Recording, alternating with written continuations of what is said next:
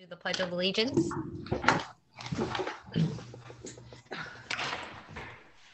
I pledge of allegiance to the flag of the United States of America and to the republic for which it stands, one nation, under God, indivisible, with liberty and justice for all. Nobody goes in this. Kind of slow. Yeah, nobody does it differently.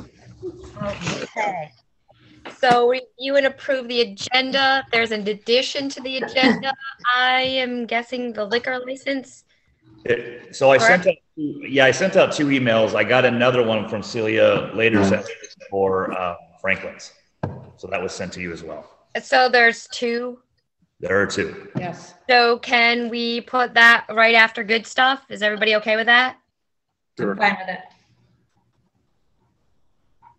Any other additions, corrections? I make a motion to approve the agenda with the additional changes. Second. All in favor? Aye. Any opposed? Okay. Review of the March 8th regular select board meeting minutes. Put it right over here. No, just put it out here, but. I make a motion to approve the minutes for March 8th. I'll second. Okay. All those in favor? Aye. Aye. Just put it down. Just put it down. All right. And review the meeting minutes for March 15th, special meeting. I move to approve those minutes. I'll second that. Okay. Bruce is coming in. All in favor? Aye. Aye. Okay. So open public comment. Do we have anybody from public? We do not. Okay. Guests. So we have the Beaver Pond path, and then we have Megan. Do you want to continue in that order? Is that okay with everybody? Sure. All right. Go ahead. Is it Jeff? Jeff. Hi, yeah, this is Jeff Bachiochi. I'm with VHB. So we're the design engineer for the Beaver Pond path. And we've been under contract with the town since 2018 to do this project. And, there's a lot of backstory to how we got here, but what I understood from Greg was you guys met a couple weeks ago to talk about the project and some of our schedule and budget changes over the last few years, and wanted to talk about that tonight with me. And I had a few things prepared, but didn't know where exactly you guys wanted to get started. If you wanted a full project update on the design, or just a quick bullet list of where we stand and where we're going. I think the short list would work for me. Yeah, kind of an update where we're at.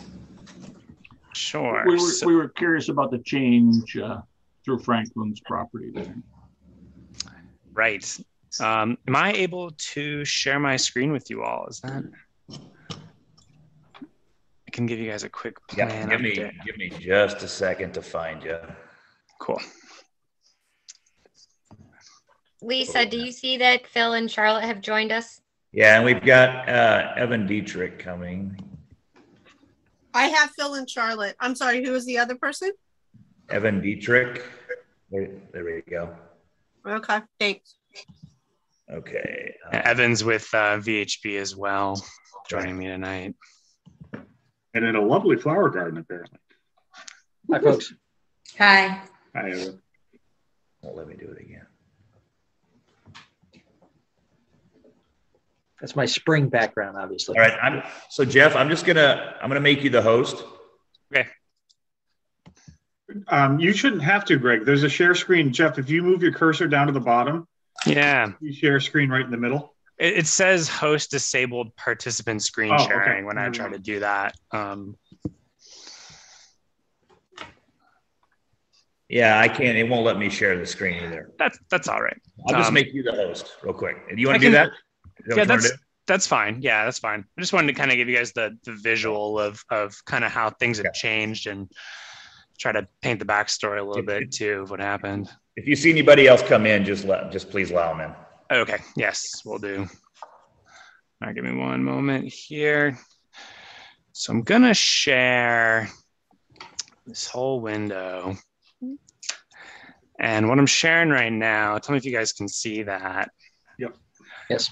It's actually the graphic from the scoping report on this project. So the real quick high level look here is, our project is really focused on between the Marble Museum and Beaver Pond, which as originally scoped was intended to run this red line and then this green line from, behind the Omnia building across North Street and then through Mr. Bayette's property and behind Proctor Gas to the pond. And the reason I bring up this view is because it's kind of important to some of the backstory of how we've gone through design development. We're scoped to do the design just as I described it there on this red and green line. And we, really got the project kicked off. We started doing some survey and natural resource identification along the corridor. And we had a local concerns meeting. I want to say it was June 2019 when we did that.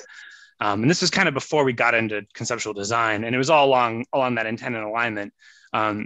Frank wasn't able to attend that meeting, but he did follow up shortly after with a letter to the town, just indicating that he wasn't in support of the project in the way it was shown, didn't want the path on his land the way we have it here. And fortunately, just in time, we were able to kind of reassess our field crews and tell them, hold off on getting out there because, we may have to figure out a new alignment. So Stan at the time, who was town manager, and I went out there and met with Frank and talked through the project, and he expressed his concerns about, his plans for the property and where he wanted to go. And we really left the meeting feeling like we had to go a different route, that he wasn't going to follow along with the alignment we had shown. So Stan and I discussed basically going with an alternative alignment, which you can see here in the scoping plan, which is this pink line that runs along Market Street. And the plan was, at least in the report, was to put, a sidewalk along Market Street rather than a full shared use path, and then stripe the road to allow bikes to, use the whole lane. And then to create another path connection down here on the west side of Proctor Gas, which actually turned out to be a pretty eco-dense area. There were all kinds of wetland features. And so coming out of this was later in the summer of 2019, we had a pretty good plan. And we mobilized our survey crew and we got all of our natural resource scientists out there to run this corridor. And I want to say it was in like September of that year, just after we had kind of done a lot of the legwork, Stan had informed us that we were, back on for our original alignment, which, like I said before, was the green plan. So the green plan, which we hadn't surveyed, which we hadn't done any design yet, became the plan, and we pushed forward with that. We had a good feeling that was the way we were going to go. It was the original plan, and it also looked to be a bit cheaper to go that way rather than kind of squeezing through some of these this tight corridor, and some of these resources were going to be a difficult permitting exercise. So we were pretty thrilled about that. Okay, fast forward a bit. We developed our conceptual plans, and we expended a good amount of budget to do that. And at our not our local concerns meeting, this is our public information meeting, which was part of the process after we developed our conceptual plans. Frank also attended that meeting and voiced his concerns that he did not want the path on his land as shown. He also brought up a few other ideas of, bringing the path up through the woods off of, I think it might've been off of Green Square, but, we had a hard time really, finding that the alignment that he wanted us to use, and it wasn't really detailed in the scoping report. So we kind of hit the standstill. And now, Greg, you remember this part. This is, where you and Frank met in the field and tried to really kind of iron out what our plan was going to be. And he was able to, successfully, talk to Frank, come to an agreement about, the alignment of the path. And really, it's going to be, we're going to be on his land. If I can share this other graphic here, this is kind of where this is close to where we landed. This isn't quite exactly how we detailed it, but the path is shown here in gray. Here's Market Street along the bottom, and North Street is running on the right side here. Rather than the path running kind of straight along, the current, snowmobile track, basically, we're going to run this path kind of hugging the property line of Frank's parcel. And this is a bit hilly through here. So if anyone knows the area, this is kind of an embankment for the road. We're gonna have to do a fair amount of digging to dig that out. But it does buy a lot more space for Frank on his land. And then we're gonna come back around and off the page to the left is behind the Proctor gas plant. So we've gotten to this point, and we've had a good amount of back and forth with Frank on that this is likely the alignment he's gonna support. And we need to do, kind of just a few more things to really button that up before we move on to our next phase, which is the NEPA process, so getting all of our environmental documents and permits in place. But we've, because of some of the, I'll say distractions, we've kind of gone back and forth with this. We really have, spent more money than we intended to. We overexpended our budget to get through conceptual plans, and even this last edit, which isn't a big lift to pull this into a conceptual plan set, we still have to spend a little more money to do that. So we kind of wanted to take a quick pause, and that's where our amendment 1, which I'm imagining Greg brought that up at the last Selectboard meeting, came from. And I guess there was one more element of that, which was regarding just like an extra public meeting that we had that wasn't in our original scope and budget. But I guess I want to pause there and see if anybody has any questions about that timeline and my whole tale of the Beaver Pond path. I guess I have a question, and excuse me if you did say this and I just totally missed it, but the very initial part when you started doing the design, did you ever have Frank's permission or approval, like way back at the first start when you said you started to design this with it going through his property? Was he on board at that point? We assumed he was, only because it was a part of the scoping study, that alignment had been brought through to the scoping study. I don't believe the town or us had done any outreach to him before we started surveying in the area. We did send letters to all the private property owners that we were going to be having survey crews out there, and that there's like a Vermont state statute about their rights to be there. But I don't recall if Stan ever made direct contact with Frank before we were out there. And actually the timing, now that I'm thinking about it, was probably pretty close to when he sent that letter. I think it was all in that same month of when Frank sent the town a letter about his opposition to the path. Jeff, when we were at the local concerns meeting initially, though, Stan had told us at that time that he had several conversations with Frank, and that Frank generally understood what was in the scoping study and the recommendation to go through his property. So even back then, Frank was aware that the town was moving forward with the plan to follow the alignment of the snowmobile path that's out there, which was shown in the scoping study. Okay, thank you.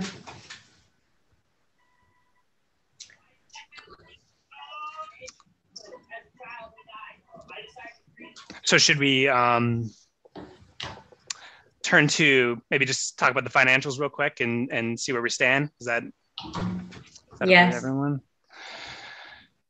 So I took a little digging back into the original, where is it? Yeah, I have it replotted here. The original financial agreement with VTrans that we had at the kickoff meeting, and that those numbers were basically are in this column here, original allocation. So our original scope was 93,351. The municipal project manager was 43,215, and then we had 10,000 for right of way, and an expected construction cost of $410,000, which I believe came from the scoping report as well. And then a construction inspection cost of $61,500.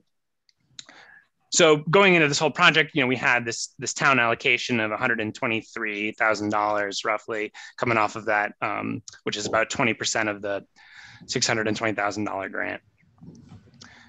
As we got into design and we prepared the conceptual plans that we brought forward last fall, we ended up, you know, kind of zeroing in on that total construction cost, and it, you know, found that this $410,000 was a little conservative, which was good. However, when we did submit those plans, we got notified from VTrans that the any of the disposal of contaminated material, any costs associated with the disposal of contaminated material would be considered non-participating. So these are non-participating costs that wouldn't be grant eligible. And in our original cost estimate, which was a little conservative anyway, regarding those costs, we had carried like $74,000, which is this line here. Oops, didn't mean to touch that. I'm going to put a big asterisk on that because there's a few more steps that we need to do to really hone in on what the actual material costs are, you know, what kind of contaminated material we have. And we are scoped to do that investigation to go look and find where we're going to be digging and what kind of contamination we may be dealing with. But, you know, when we first did this first pass at estimating the cost of the project, you know, we came up with a fair amount of costs that we then learned were non-participating funds. However, even if you add that up with the participating funds that we estimated, we're still somewhere around $375,000 on total construction costs. So the sum of these two lines right here, which is under the $410,000 that was originally estimated. So in some sense, that's good news that we, you know, we're still under the grand total in that regard. That all said, you know, we really want to hone in on the total cost of some of those non-participating funds, because at this point, if that were the case, which I think is still a bit conservative, you know, the total town share is going to be a sum of those non-participating costs, the disposal materials, and then 20% of the grant eligible construction costs, which is really, you know, all summed up here at the bottom at about $178,500. And that all wraps in, you know, I guess I should say included in that would have been, you know, our amendment number 1 for some of the additional work that we've done to date. So really the big picture here is we really need to hone in more on, you know, what kind of contaminated material we have. But if we can do that investigation and we can find, you know, some, you know, clean soil that we're moving around, that's all good news. And, you know, there's still a good chance that this, you know, this project fits well within the grant funding, if, you know, depending on what we find.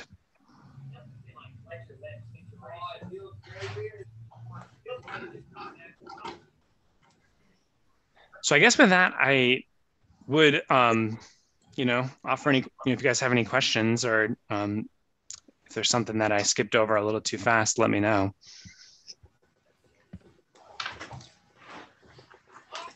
So basically the project at this point is costing 19,000 more because it's got to be rerouted, correct? Yeah, so like our amendment is a bit backdated, yeah, to basically handle all the like redesign, and we had to do a bunch of new field survey as well. Basically, once we got the new alignment direction, we had to go back out into the field and do a different survey of more areas than we anticipated.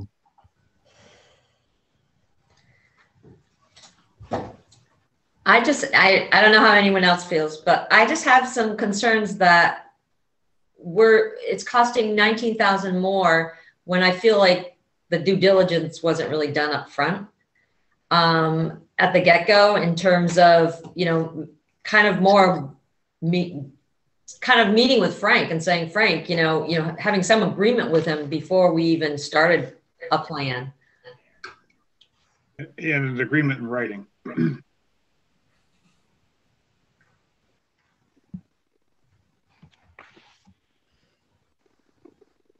I guess, yeah, I hear you on that. I mean, it was definitely a shock to us to learn that he wasn't engaged or wasn't on board at the beginning. It was something that, yeah, we had understood to be true going into it. You know, typically, you know, right away, you know, negotiations and discussions with property owners occur a bit later in the process. A project like this, it would have been, we would have wanted Frank's buy-in from the beginning. Right. That's what I'm saying. Typically with these projects, you start with the scoping study, and the scoping study is subject to public information, informational meetings and input from the public. So the scoping study was originally developed by the town with another consultant, but developed by the town with a public campaign to reach out to property owners. And our understanding from the town at the time we got started is that the scoping study was done. It showed the alignment going right through the middle of Frank's property, and that had been vetted through the public process, accepted by the Selectboard. And that was the plan that we were to move forward with for the project. So when we got started under Stan's direction here, we went out and we followed what was in the scoping study, which was to go right up through the middle of Frank's property. And that's what our original survey and environmental investigations were based on. And it was only when we went to that first public meeting that we found out that there was this opposition. That was the first time that we had heard it up to that point.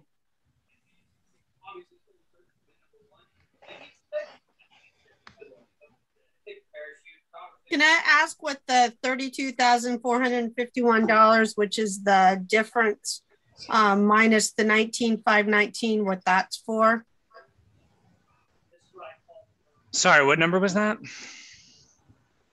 So if we've increased from 123,613 to 178,577, that's more than $19,513. That gives you a difference of 32,451. Want to subtract the 19,513. What is that $32,000 going to be used for? So that really is more of a realization that the the original $410,000 construction cost estimate was based on not having to remove contaminated soil from the site. So really the additional funds here, part of the additional funds isn't just, our 19,000, it's actually some additional, it would be the non-participating costs to dispose of contaminated materials that are excavated and have to be disposed on site. The grant doesn't cover that, is what we've learned since, even since the beginning. So that delta of $32,000, I know it's not adding up, but really there's a lower total construction cost, but part of it is non-participating, and then the amendment on top of that. So there's a lot of numbers kind of going up and down here. I think my big picture. Go ahead, Evan. Yeah, sorry. When the scoping study was done, the construction cost was estimated at $410,000, but was silent on any kind of breakout on that for contaminated soils or other things that might have been non-participating. And by that, we mean that VTrans won't participate in the cost of those, right? So VTrans on these projects typically picks up 80% and the town picks up 20%. But sometimes they will not pay for certain things like street lighting or streetscape enhancements. And in this case, there's known contaminated materials along the alignment, which we are trying to avoid with the design. But the current estimate is that with the excavation we have in the conceptual plan, that there would be a portion of that excavation would be these contaminated soils. And that cost, VTrans is saying they won't share in the cost of that. So that becomes 100% town cost to pick up. So while the overall construction is estimated to be lower than was in the scoping study, we have this non-participating piece, which increases the town's share. And then thus, that's why the number goes up more than the 19,000 on the bottom. And as Jeff was saying, the contaminated materials, we still have to do closer scrutiny in the field of where they are and their prevalence. And what we're trying to do is raise the alignment of the path in the area where there are known contaminants so that we minimize the excavation. We are allowed for the project to, if we can make the grades work and the drainage work, and we want to import some clean material, we can go right over that contaminated soil and not excavate it, and then save quite a bit of cost of the removal and disposal of the contaminated material. It's not entirely possible to avoid all of it, but we are tweaking the path alignment and profile to try to minimize those costs. And Jeff, right now that cost, the 74.5 that's based on our conceptual plans. That's the latest estimate for that. And it's based on the conceptual plans that we had, before we really, started moving things around with this last round of, to kind of go around the perimeter of Frank's property. So it's not totally accurate, and we don't have the information yet to really know how expensive it would be even to move it. We need to do a little more field work. Yeah, once we get set on a conceptual alignment, what we would do is we would then send a soil scientist out to the field and take additional samples out there to see how badly it's contaminated, or if there are areas that are not contaminated that we don't have to worry about, so that we can minimize the impacts to the contaminated soil. Also, with these types of projects, we try to move the dirt around. So if we find dirty dirt, if we can keep it on site, but then cap over top of it with things like a shared use path, then it can stay in place and we can kind of redistribute it where it is. And anything we have to take off site, we can choose to take the clean soil off site, but leave the dirty dirt behind underneath the path is our goal.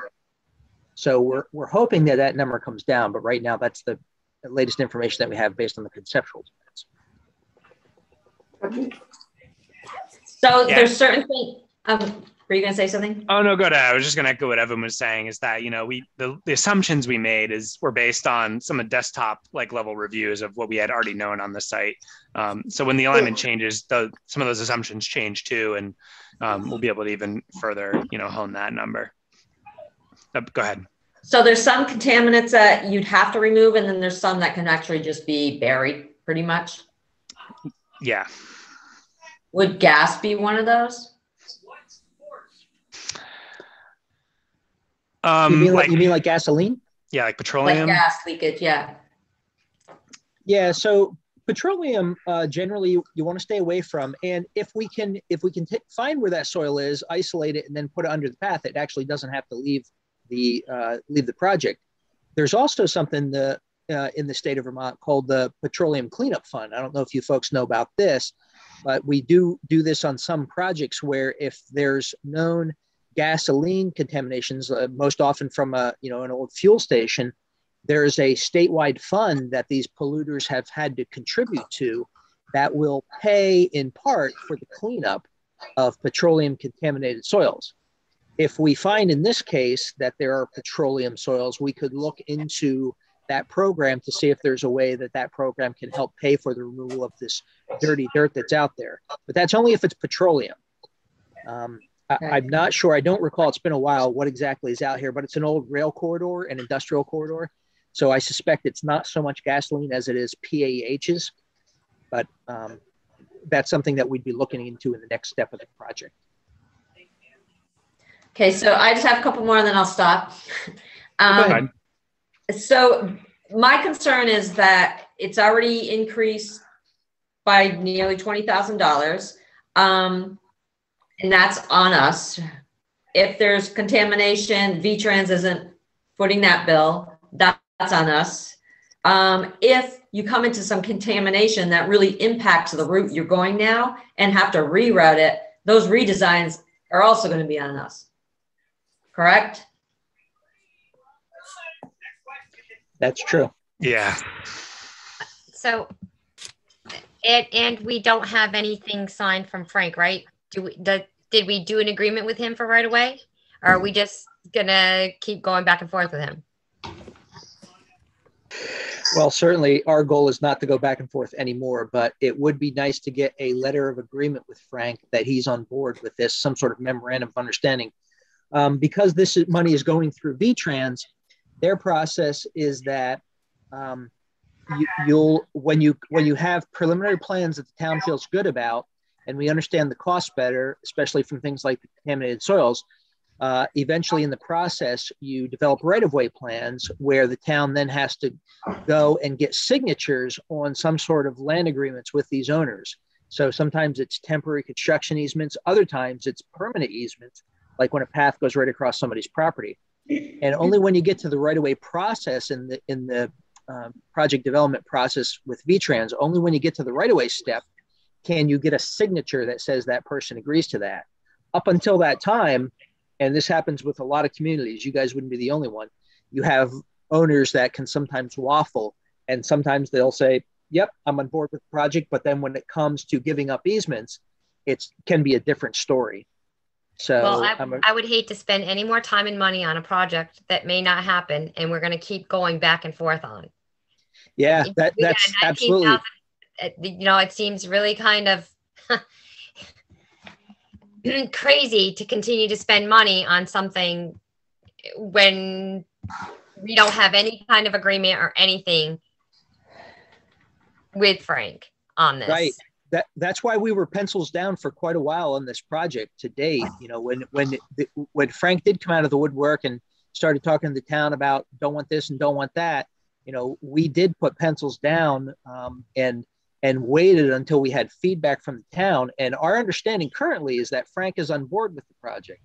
But, I haven't spoken to Frank and I don't have anything signed. So, it is hard to tell if people are going to change their minds. And I agree with you that you are at risk here if you can't get Frank to sign something that he could, again, change his mind. It's absolutely true.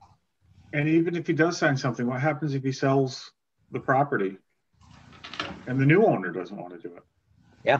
It's a right of way, though, that it contains, because I have a right of way. I'm not talking about the right of way. I'm talking about if he signs an MOU and then it's another 6 months and he happens to sell the place. The new owner is not going to be bound by his memorandum of understanding. Right. Unless there's some language in that agreement that says that this is for the future owners as well, which sometimes attorneys will get language like that in agreements.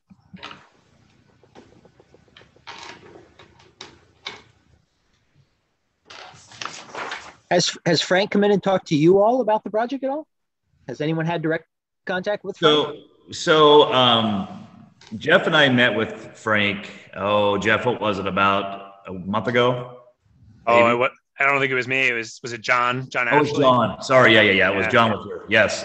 We met with him and showed him the drawing that you all just saw, and showed him a couple of different options for access. And because one of the issues he had was where that access is shown off of Market Street. He wanted to keep it off of North Street. So there was some discussion back and forth, but the proposed alignment along Market Street and then over across the other end of the property next to Proctor Gas, he said, if you get me a set of drawings that show this, I'll sign those drawings saying I approve this. And then we also brought up the concept of an MOU and starting the whole process of getting easements. So he has said that the drawing that you're looking at right here, that he's okay with the alignment of the trail along Market Street. There's just a few little details to be hashed out at the access point on North Street. Yeah, he's okay with this. I think he wants to see something that goes kind of more across here. Right. But other than that, he said, if you get me a set of drawings, I'll sign them off saying I approve them. And then we could do some sort of a more formal MOU or something like that. And again, in that, in the language, we can put that goes with the property, not the owner of the property. It would be an agreement that's binding the property. And again, that was a discussion we had probably, I want to say it's been about 3 weeks, maybe a month ago. Yeah, I think it was like December, January. Yeah, maybe, January-ish. I don't know. It's hard to, but it did happen. And he was on board with this concept, with those small revisions. He was on board with this. The reason why this alignment worked is because we actually kept it so that he could still do parallel parking along Market Street if he had a big event there, and you would still have room between the parking and the trail itself. So it lent itself to work for what the town needed as well as what he was going to need for his venue there. So he seemed to be all aboard the last discussion that we had.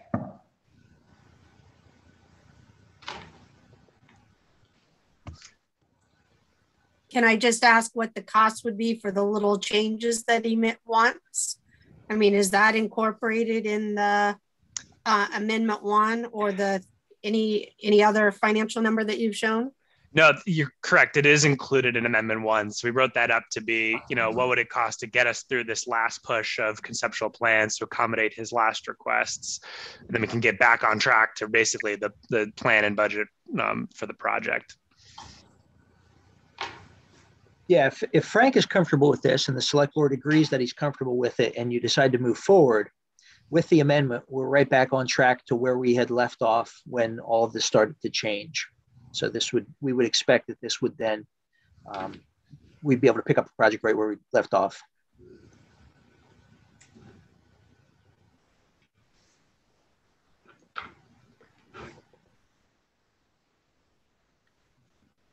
It seems like it would be nice to get this plan in front of Frank and get some sort of commitment from him on the alignment before you spend any more money. So the ball's in our court, you're saying? Well, we're happy to proceed at your pleasure. However comfortable you want to get with Frank before you tell us to do anything else. We're fine. We've stood on the sidelines before. We're fine with doing that. If you want to, really try to confirm in your own minds that Frank is on board with this. And I think it's a good idea to do so myself, just given the history. I don't know the date of your drawing, but this plan was the one that we presented to Frank at the last meeting, and he just it's a little out of date, Greg. You're right. I know there's like one quick edit, but that's negligible. We can get that done before we move. Really start spending money and moving forward. Right. So this is the concept that Frank has seen and had those small couple little revisions that he wanted to see. Yeah, we could get this. This could be revised very quickly and get it over to Frank, this week. But like we said, we just didn't want to get too far into it without, spending more money and making sure that we're all on the same page here. And hence the pause. So what's the next steps? You meet with Frank and then I'd like to hear it from Frank too. I would too. Yeah, I think the next step really involves is, how far, do you want to, take things with Frank, right? I think that's the next step. He's the biggest player here, and yeah, I just want to make sure he doesn't change his mind again. So if Jeff, if you wanted to get me a revised drawing showing all of his comments being addressed, I can take it to him and have him take a look at it. And then we can, kind of start that whole process of getting something a little more formal in place for his approval, if you will, before we start doing right of way and start doing easements and all that. So I have a question because this project started before I got on the board. This was already in process. Where is this pool of money? Where is the town's portion of this money? Where in the budget do we have this?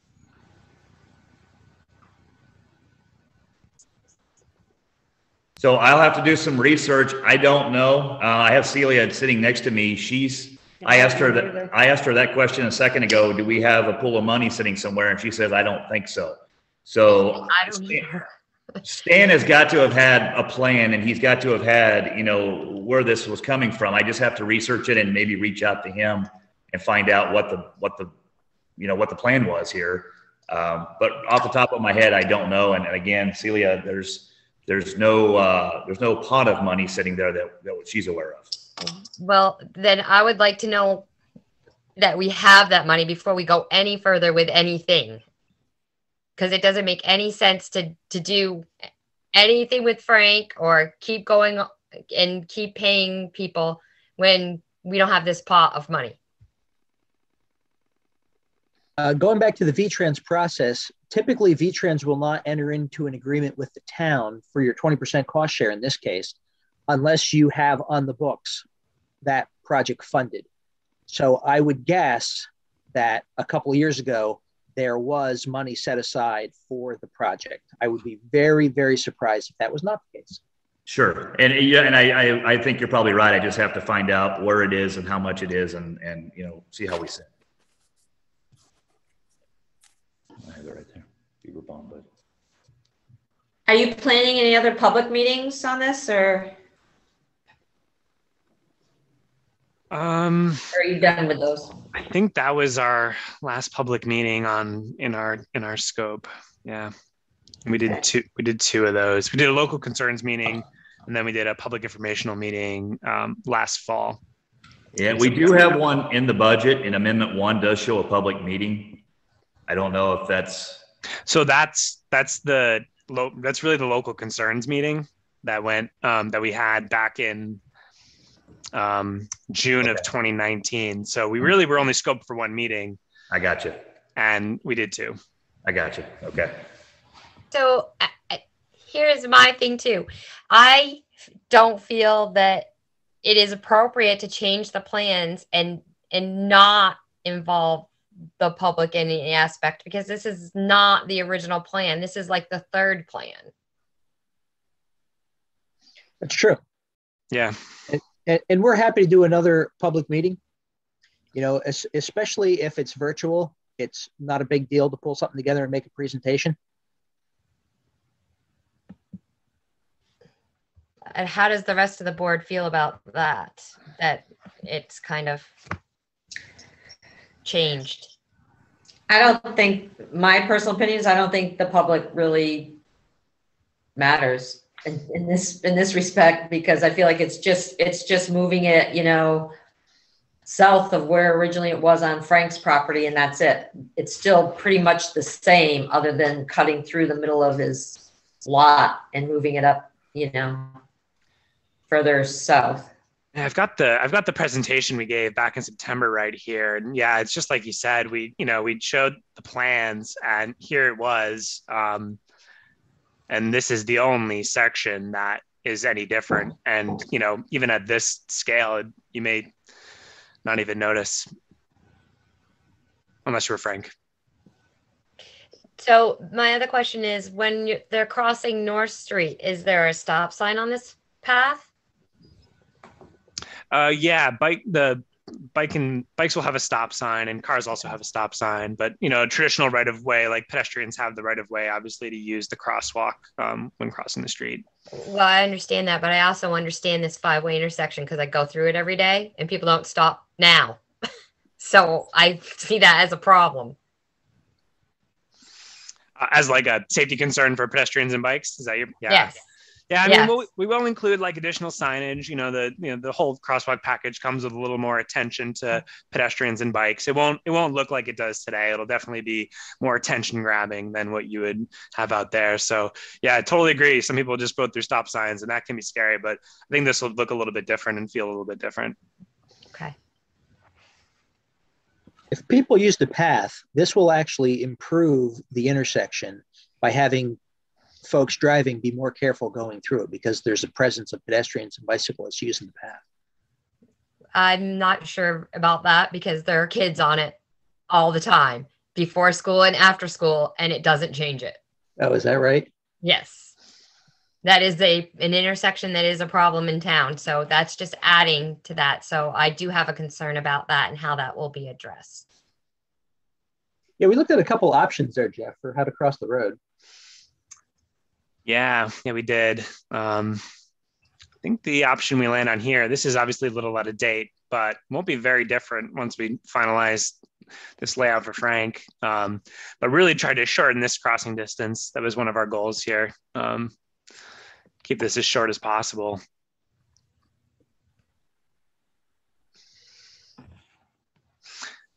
Yeah, complicated intersection though, for sure. I hear you there. I remember being out there a few times, and it's quite a lot going on. I will say, adding even just like the additional signage will add a lot more attention on the path. It really will.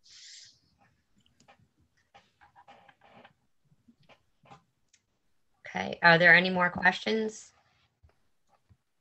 I have none. Well, it sounds like to me, our next steps are we're going to, Greg, get you a plan that really finalizes the layout for Frank. That's a pretty quick lift, so we can get that over to you shortly. And then you guys can talk internally about, how to really get some commitment from Frank and see how you want to move forward from there. Sounds good to me. Great. Thank you. All right. Thank you. Okay. Thanks, everybody. Thank give me the reins back, please? Yeah, how do I do that? That's going to be. If you hit the little over to the right where it says participants, there should be a little, looks like a camera. Yes. And you hit more. Yep. I don't want to end this. I want to make you the host, right? I think I just stole it from you, so I think we're okay. Oh, good. Okay. I'll just stop sharing too. Yep. No, I'm back now. Thank you. All right, great. Okay. All right. Good night, So, everyone. have a good So night. much. Thank you. Thank you. Damn Right now. good. Okay, so we have 15 minutes. Where?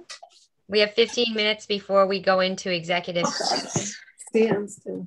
Okay, so So- we need to let Megan go, right? So we're going to let Megan go. You have 15 minutes. Spin it, Megan. You're on. All right. I did send out a letter to the board on Friday of one of the things I wanted to ask for, which was in the summer having the skating rink become a roller rink. I don't know why this is so screwy. Sorry. And so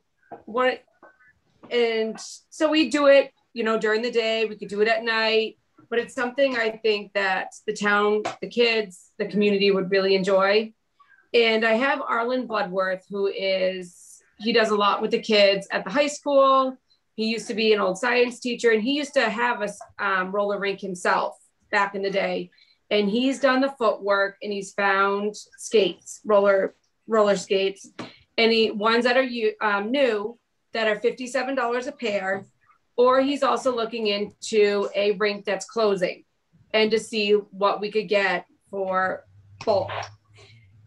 So I would need your approval, but I told him that I didn't want him to do any more footwork until we found out if this was something that we would be able to do at the rink.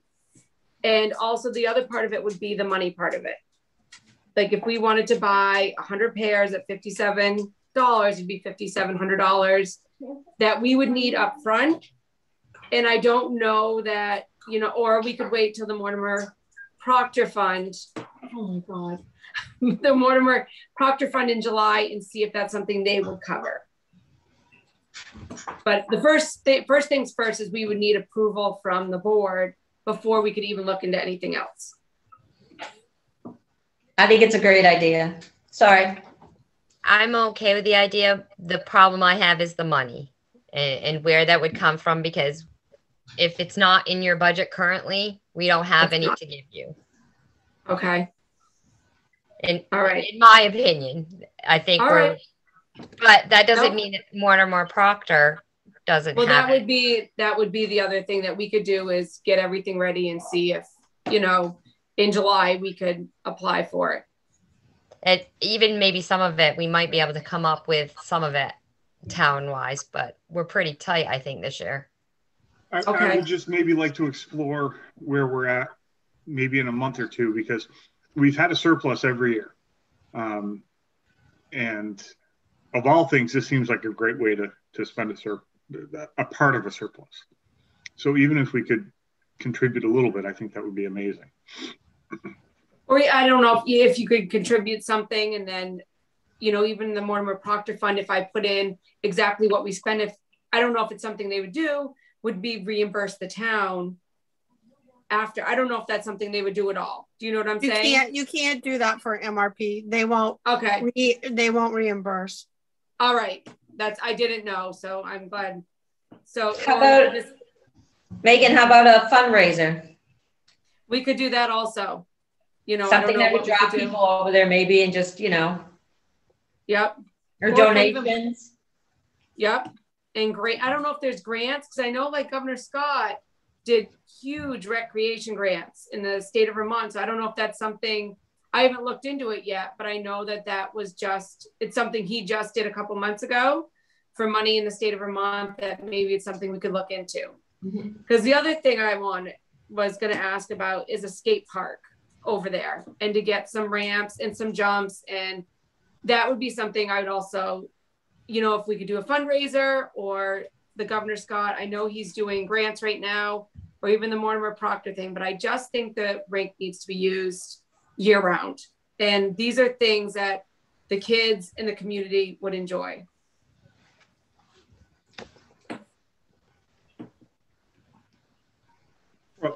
Can I just say, and I think, I don't want to speak for the board, but I think you guys would agree with me that anything we can do to increase the use of the rink and the warming hut is aces in my book. I think that it's a great idea, and I think it's something that we should absolutely, to give our kids something to do.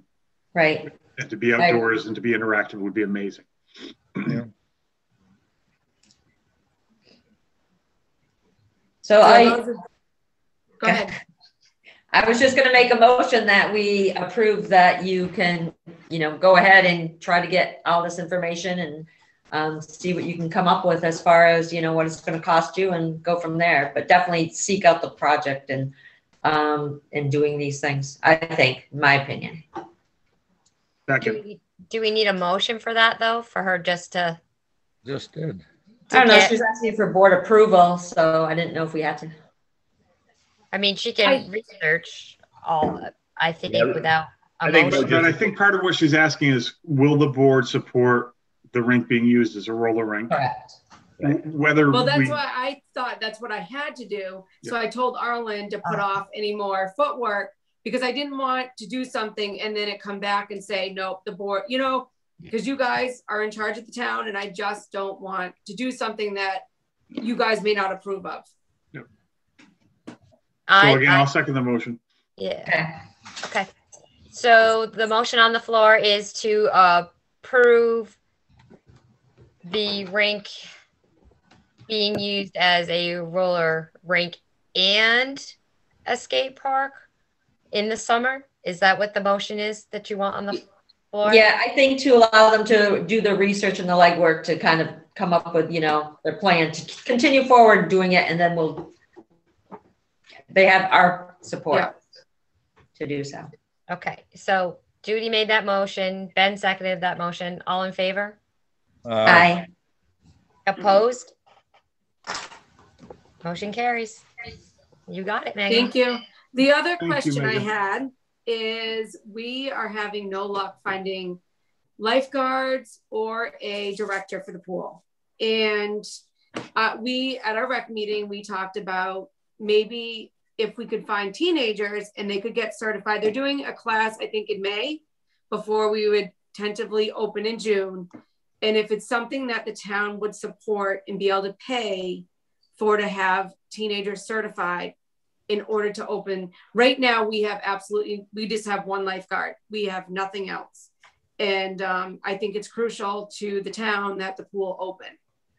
So this is something else. And the other thing that I said was, if it came down to it, as long as they don't need me at my job, I would open it 2 days a week. But I also need certified lifeguards up there. So I only could do it also, like be the director up there for a couple days if I had certified lifeguards up there. Megan, what is the lifeguard certification cost? Do you know? We looked and it was so random. It was between $150 and $500. It all depended. We did look into it. So, which is a lot, but I didn't know if that was something even worth looking into. But right now we put ads everywhere. I know Greg's put it into the Mountain Times. It is posted at Castleton. Rutland Rec has it posted for us, and we're not getting anything. We've got no response at all. So I have a question. Are you saying that the high school kids would be up there with no director? Well, if I could be up there, I'd be up there 2 days a week. Or if we could find someone full-time is really what we need. But if it came down to it and we couldn't open and without a director, I would go up there to be up there with lifeguards, but we need lifeguards first. Yeah, I'm okay with lifeguards, but I'm not okay with high school kids being in charge up there. I think that's just too No, that's not what I'm saying. If they were lifeguards and I just couldn't do it 7 days a week. I know that. I could do 2 days up there if it came down to that, but we would need certified lifeguards first. And we have one. Jasmine Traverse is certified, but we need more than one. You know, she always had 3 or 4 on up there at a time. Do you have any high school kids that would be interested? That I don't know. I haven't looked into it because I didn't want to say anything in case, you know, you guys didn't know if that was even something you'd be able to do. But we've gotten enough. I can probably almost guarantee you that we would have some high school kids who are interested if we would pay for the certification. I mean, I can't say for sure, but I know Jasmine really talks up about how much she likes that job. And she did a great job up there. But it's just, we've tried and we're not, and we tried we started back at the end of January and we still have gotten nothing. In the past, we've paid for the certification.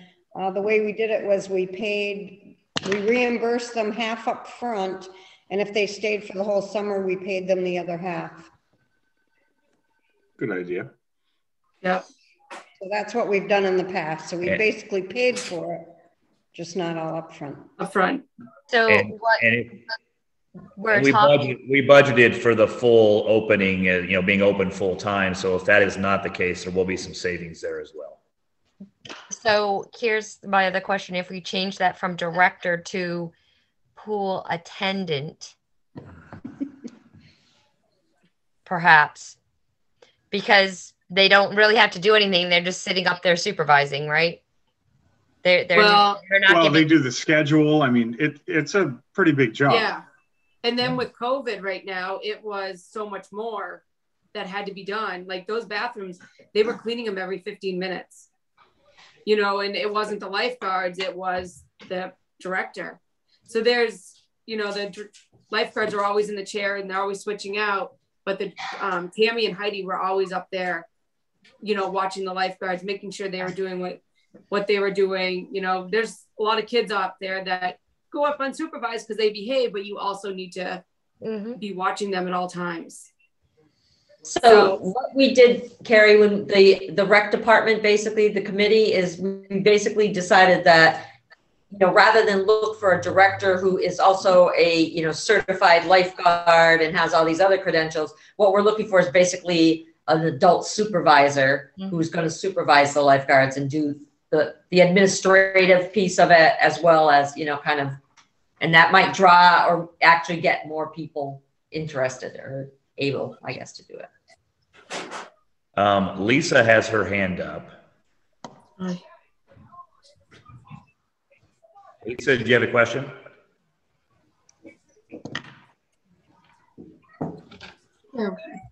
Nope. Okay. Maybe that was from before. So Megan? Yeah.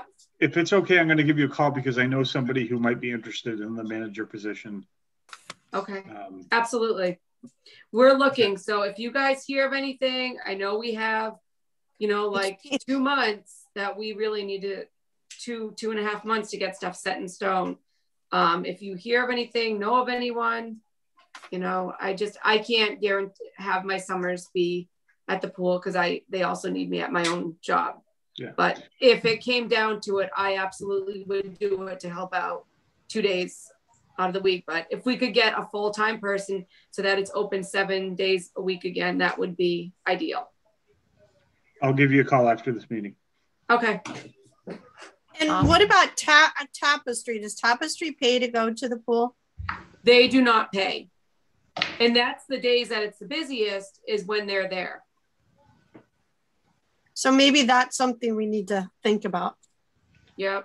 I thought that Tapestry sent us a check every year for $100 or something. Well, they go every single day. No, not every day. For the season. I guess I should say I honestly don't know if they pay. They're up there. They have actually called to see if we're going to open, and I told them we didn't know at this point. Yeah. And they're usually up there 3 or 4 days, depending on the weather during the week. So Megan, if you could just message me your number. Or wait, no, I have your cell phone number. Never mind.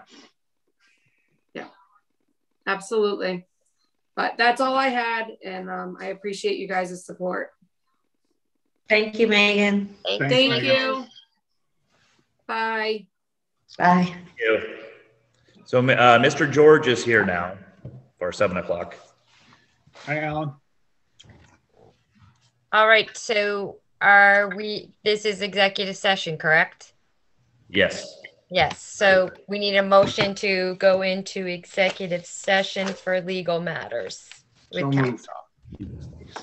Second. You can have it, Bruce. All in favor? Aye. Anyone opposed? Can someone just text me when you're out so I can come back to the meeting then? Yes. Thank you.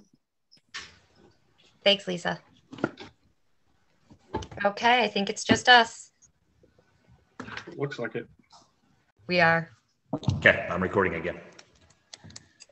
Okay. We're just waiting for Lisa, but do we have, we were going to do the liquor licenses. Yeah. Let's do that so Sia can go home and eat.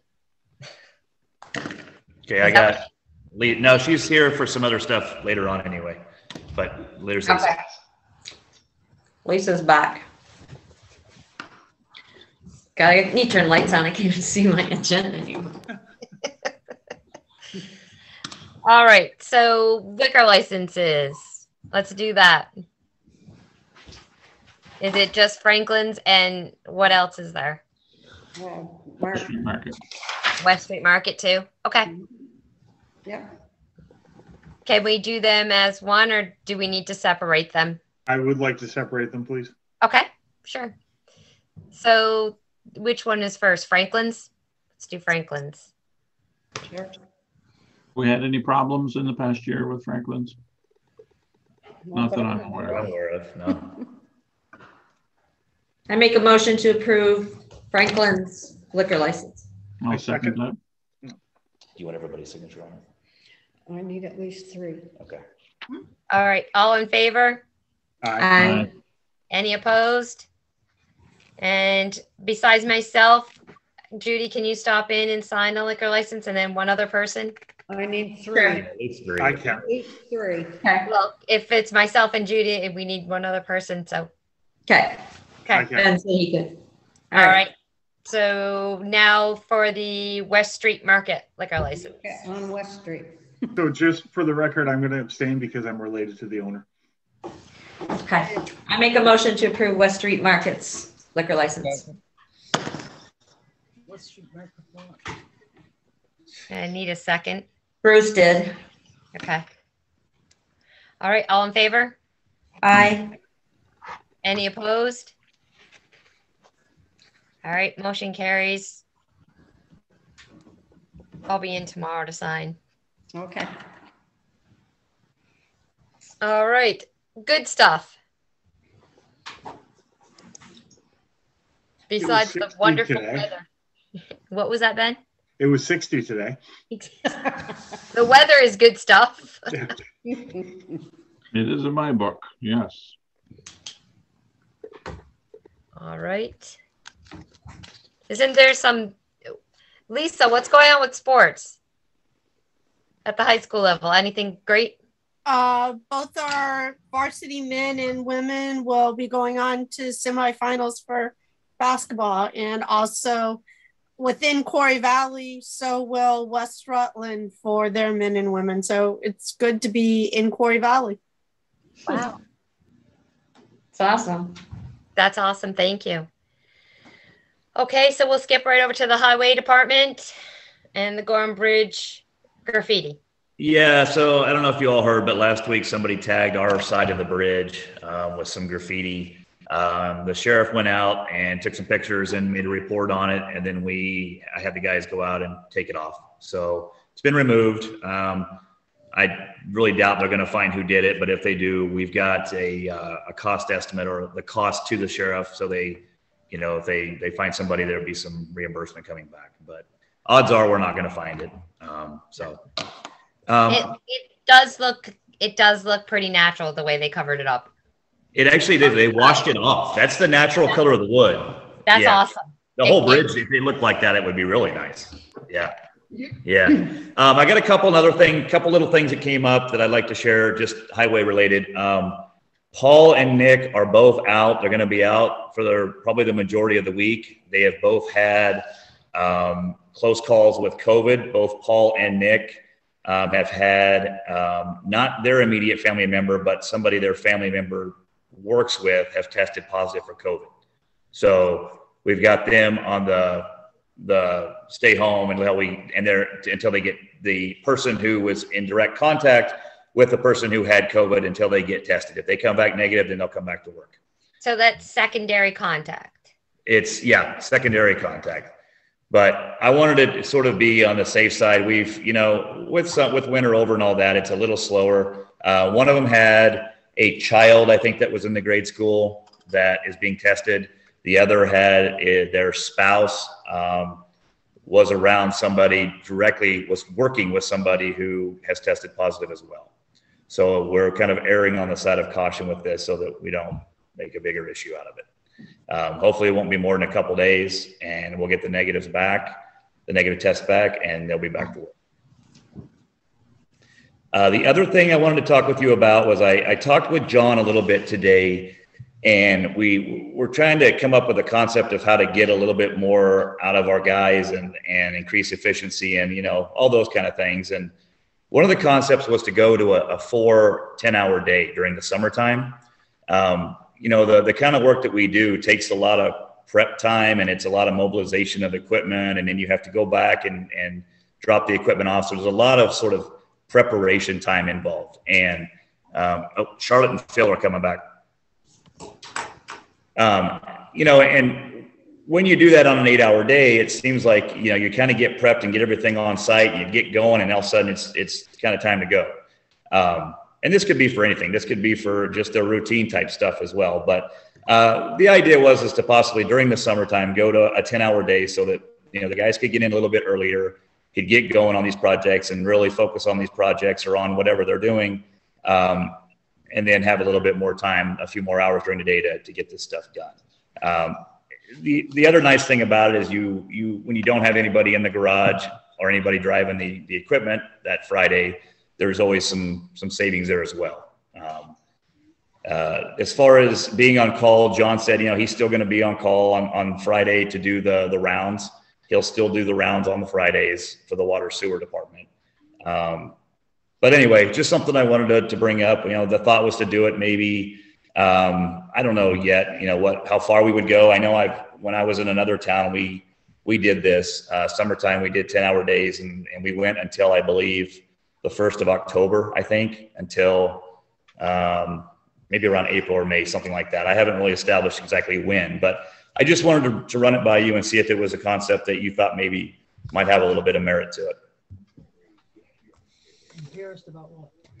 So I have a concern about workman's comp because it is a known fact that when you work over 8 hours, there are more accidents, and we already have accidents. And my second is something happening. So you're saying everybody, instead of alternating, everybody's going to be off Friday, Saturday, Sunday, instead of alternating.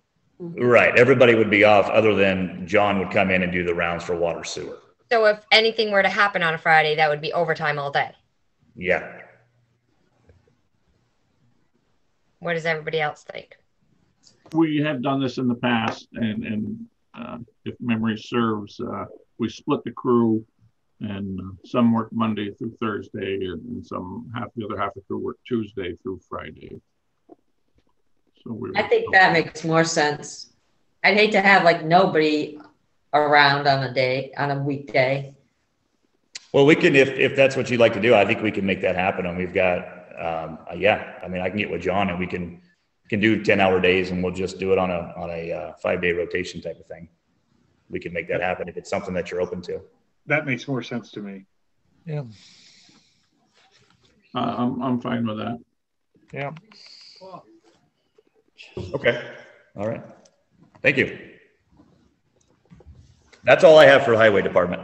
Do we need a motion or anything for that? Are we? No, not necessarily. It's just, it's something that I'll do on my end. I just wanted to kind of get the pulse on it. Thank you.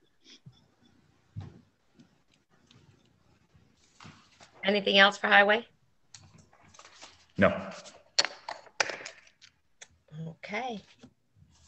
So motion to go into Board of Water Commissioners? So moved. Okay. All in favor? Aye. Anyone opposed? Okay. So in front of you are the water and sewer both. They're combined, but this is the delinquencies that are more than 120 days past due. And if you look at the last column, that's basically the last activity on the account. I have Celia here with me so that we can hopefully answer all the questions that you've got and sort of get an idea of how we're going to move forward. I have talked with John, and once we vet this out all the way, the idea is to use this as sort of a guide as far as starting to do curb stops and where we need to do them.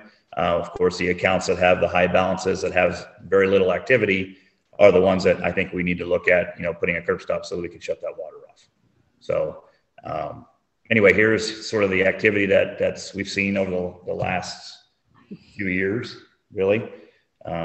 Celia is the collector of delinquent taxes now. So there is a high probability that some of these properties will most likely go to tax sale. Could be. So one of the items from last meeting was you were going to give us a plan as to what was going to happen on Gorham Bridge Road for those 3 homes that were on one line. Do you have that plan yet? No, I was going to get with John, and John was off all last week. Okay. He took a week off to reset whatever. So that's something that I have to coordinate with him. There's 3 items that you wanted from me that will all have to be coordinated with John.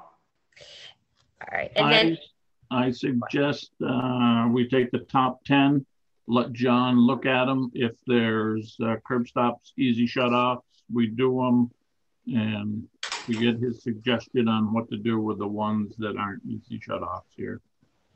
Are there any on here, Celia, that will probably go? I mean, that first one sticks out like a sore thumb, but are there any here that you remember that might be tax sale properties as well? Well, because we can pick up our water sewer. there are some houses. Sorry, Carrie, go ahead. Go ahead. There are some houses on here that I know are in foreclosure or are for sale right now. I do know that. So I don't think it is going to be as easy as just taking the top 10. So Celia, especially number 1, mm-hmm. that has been on this list since I joined the board. Yes, and if I recall correctly, and correct me if I'm wrong, he's an absentee landlord, isn't he? It's not. He's not even a landlord. It's his house. Oh. He and his sister. There's nobody that's living there, and it all. And that's why he doesn't care. That's right. And it started with an issue with the town. And the water's currently off, right? It's before my time too, but my recollection of what I've been told is that he had a beef with the town, that they were supposed to turn it off. They didn't turn it off, and a tenant turned it off. I don't know. But of that, what is it, like 11,000? Yeah. Oh, crap. I didn't bring that. A lot of that, most of that is interest and penalty, not actual water sewer.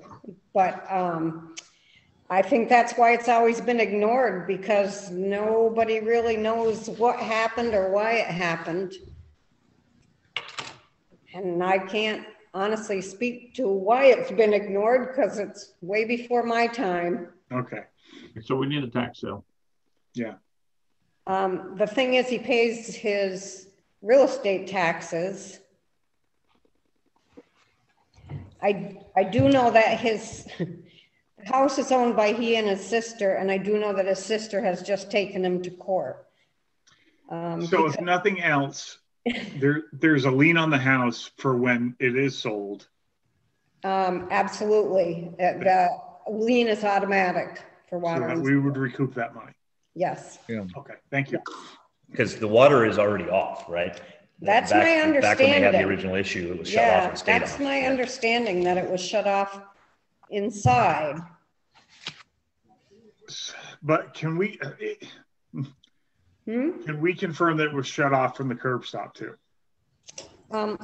We can with John. John should be able to. Yeah, that's what I'm asking. Yep. So I think that's what started the whole issue, was shutting it off in the house, and then we had to shut it off the curb stop because something leaked or something. I'll verify And I'm it. going to be honest. I know there's some backstory to this. I just don't remember. It's been so long. So it would just be nice to know that they don't have access to it, and then when it gets sold, we'll be able to collect our money from the lien. Yeah. So all these people that had payment arrangements in the past haven't paid in a timely manner, correct? Most of them have not. Okay. The ones where I've written agreement, which are few and far between, I think there's maybe 3 or 4 of them. Mm-hmm. Those are recent agreements. We've got a lot of old agreements, but they're null and void now. They didn't follow them, and last year we didn't do anything about it. Okay. In fact, quite honestly, nothing's been done in a couple of years. We need to take the top few and work on them. And when they're resolved, we move on. So we also, didn't we have a public hearing on this North Street address? Or not a public hearing, I'm sorry, not a public hearing. Board of Abatement. Yes. Didn't we have 92 to 94 North Street. No, 2 North Street. Did we have, no, we haven't had any kind of abatement hearing for I'd her. have to look back and see. She came in, I'm pretty sure. Yeah, several times. She came in and asked to amend an agreement. She had made an agreement downstairs to pay $100 a month. Yeah. And she came to the select board, said she couldn't afford it. And you guys let her do $50 a month, which she did not follow either. All right, I knew it was something. That she was going to put the house up for sale in the spring. Now she claims she couldn't because of COVID. Okay. And she was also going to get some sort of charity to take care of her. Right. Yes. Her church. There was no, yeah, she said that, but either no charity would help her or she never bothered to try. I don't know which. I remember that one. Yeah. Okay. You're right. She just came in front of the select board. I'm like, we heard from her. Yeah, but that's the reason. At the library. So what we can do is just basically start going down the list here, and I'll work with Celia on the activity, but sort of go down the list and see which ones are need the curb stops moved, and we'll start moving them. Some of them may, some of them might not, but we can. That was sort of the idea, was to sort of use this list as our roadmap, if you will, and our to kind of. So the governor, I want to make sure this is right. The governor lifted the ability to shut things off, because I know you still can't evict. As far as I know. We'll have to check the executive order again but you know what? It doesn't mean we can't start putting because you'll be surprised. You start digging in the yard and putting a curb stop in, people are going to find the money to pay. Yeah. Yep. It's going to happen. I mean, regardless, we can't do it until April 1st, right? Or April 15th. Right. Yep. But I think, if people truly can't pay for this, I have no problem with them coming to us as the Board of Abatement and, doing a payment plan and figuring something out. But when it's like the one that we got a couple of months ago, where it was pre-COVID and had nothing to do with it, then I've got a little bit of an issue with that. Yeah. And a lot of these are because they were on the list before COVID arrived. Well, with those look at those balances, dates, 2014, 2019. Yep. Yes. So, and we were on a roll there for a while, I think, trying to collect. So I think it's a good idea to get back to that. I agree, Judy. When Stephanie left the job of credit supervisor, because she used to do it, it was part of her job description. It was given to Rhoda with a raise to be the credit supervisor. While Stan was still here, we talked about doing away with that and just having it come under me and my town clerk responsibilities, which is what I'm doing now. Okay. Hopefully we'll get this down. There's a few on here. I know one's being refinanced and he'll be paid. And I got that from the lawyer. And Burgess, same thing. Burgess is that house that was knocked off the foundation, and we had to open up an estate. So that will go into foreclosure. Also, while I'm kind of on that subject, in speaking to Gary Kupfer the other day, he has advised us not to put anything into foreclosure or not tax sale, pardon me, tax sale yet until after the end of June, so that we can pick up this year. Because if we do it now and we can't pick up this year legally, which means you're going to be behind the 8 ball by the time it's taken care of anyway. So after the end of June, we'll get a list together for Gary to start tax sailing. He also says it's cheaper by the dozen, so we shouldn't do it 1 or 2 at a time. We should give him a list and he'll go for it. So Celia, not to cut into your Mondays, but it would be amazing if maybe every quarter you could come and just give us an update on delinquent taxes and that sort of stuff. Even if you do it by Zoom, I mean, I don't care how you do it.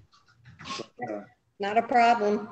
Thank you so much. Real quick, the guy from whatever for the Proctor investment. Did you want to mention that real quick? Yeah, Jeremy Carroll is going to come to the next meeting.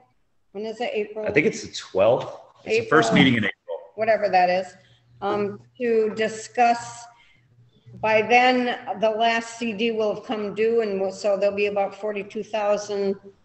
It'll take a little sitting in the cash in the Evelyn Peterson Fund, which pays like 0.0015 something. I don't know. But CDs aren't paying much more than that, so he'll have a discussion with you about maybe what we should do with that money. Great. That's awesome. Thank you. Thank you, Celia. Thank you. So what I'll do is I'll probably just put together another spreadsheet and we'll start moving down the list, and I'll start updating you as to which ones we've done and kind of what we're looking at. Yeah. You want that back? Or No, I got that it. one's fine. I got many. Okay. We're almost done. Alrighty. You're not done yet, though. Oh, I'm not done yet. You're not done yet. Okay, moving on. Thank you. Okay. Other new and old business for water commissioners? Have all the invoices come in for the water pump replacement? As far as I know, yes. Let's see. We got the electricity. We've got the pump itself. We got pulling the pump. I believe everything is in for that. And what did that cost us? And it was 22 and some change. So I'm assuming that the fire hydrant list that we asked about isn't complete because John was on vacation. Right. So there's 3 things that we're going to get together on that are all water related, and the plan is to get together this week and get all those put together and have them for the next meeting. Okay. Anything else? The Board of Water Commissioners? Okay. I need a motion. I was the motion to go out of water and into sewage. So moved. Is that a second, Bruce? Yes. All in favor? Aye. Aye. All right, we're in the Board of Water or Sewers Commissioners. Do we have any business to discuss? Nothing really to report. Everything is going well. Again, we're still waiting for the state to get the guys their operator and training certifications. It's all been paid. You're just waiting to get the paperwork. Okay. The omissions in the wastewater budget now or later? I've got that as part of the budget report. If you want to talk about it then. That works for me.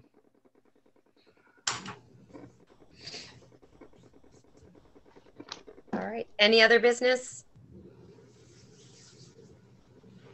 All right. Need a motion to return to the regular select board meeting. So moved. It beats you, Tom. Do I have a second? Second. All right. All in favor? Aye. Aye. Anyone opposed? Okay, we're back into the regular select board meeting. So Greg, one of my items didn't make the agenda, so can you, understanding committees, please put that on for next month, our discussion about committees? What was it? Remember we were going to discuss committees and what their formation was and making sure their agendas and getting them all organized. Yep, committee structure. Yeah, if we could just put that on the next agenda, that'd be great. I can do that. Yep. Awesome. It's a big agenda today, so it's good. Okay. Yeah. Good. All right. Anything else for standing committees? Anybody reporting anything? We had the rec meeting, but it was pretty much what Megan came tonight to talk about, but you know, utilizing the rink more for the summer through the roller rink and through a skate park and stuff like that. So, but we won't meet again until April. Solid waste was its usual meeting. Nothing new other than Pittsfield has now joined our district, which is pretty awesome. Wow. And the Beaver Pond Committee, it discussed a lot, and it's further on in the agenda, so I'm just going to leave that unless Tom wants to add anything. Oh, wait, Tom does. Oh, no, I'm fine till it comes up here. Well, do you want to add about the dock? Yes. We got the funding from Mortimer Proctor for a new dock similar to the pools. That's a commercial grade dock. And it's been ordered, so that should be going in here once the ice gets off the pond. Awesome. And our old wooden dock will be retired, repurposed. Repurposed. We have ideas. Anything, Bruce? The mosquito district meeting, Tom was there. I didn't realize that till nearly when it was over, but the main thing was talking about Salisbury voting not to participate after July 1st. So there's still some paperwork to decide how that's really going to be handled. So the financial impact, I guess we won't know till right. later. Yeah.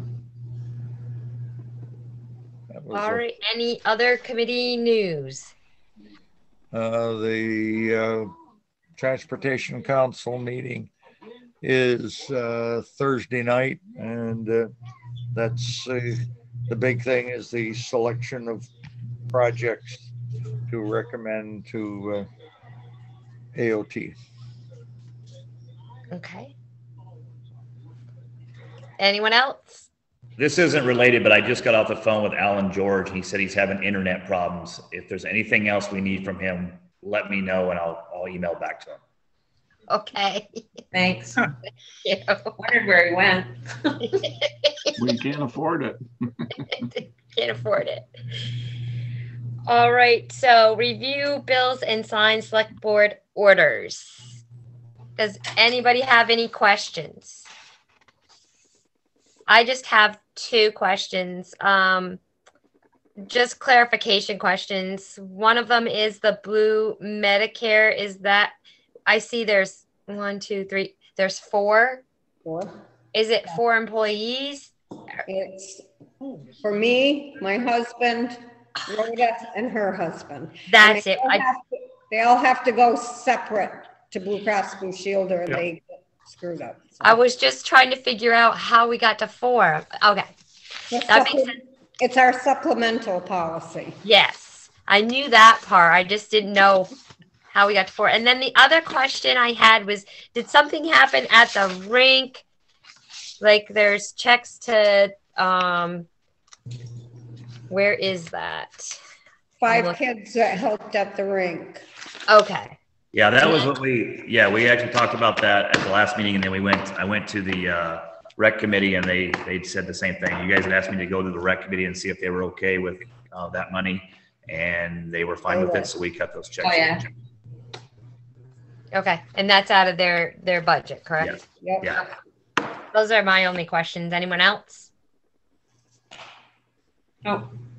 No. All right. I will go and sign those tomorrow too. Thank you. All right. The Beaver Pond Fishing Derby. Tom, do you want to speak to that? Ray was just at your house, so I'm sure you're more up to date than I am. I wasn't home, but the Beaver Pond Committee would like to have a fishing derby, and we would like to have that in conjunction with the Memorial Day parade so that it would be a whole day of family activities. And we are thinking after the parade, and we are kind of waiting to find out from our yard, which meets this coming week, I think, to see what time and if that was going to happen. I don't think we've scheduled a date yet. Yeah, so we have to wait to see if that's going to happen, because it would, then we would have to ask the select board about additional sheriff coverage for that. And we did look around for a porta potty, and it's $100, drop off on Friday, pick up on Tuesday. So the pond would like to ask for that. And I think that's about it. We're just waiting to hear about what's happening with the parade so we can go on with the date. We're waiting for a nice day to meet.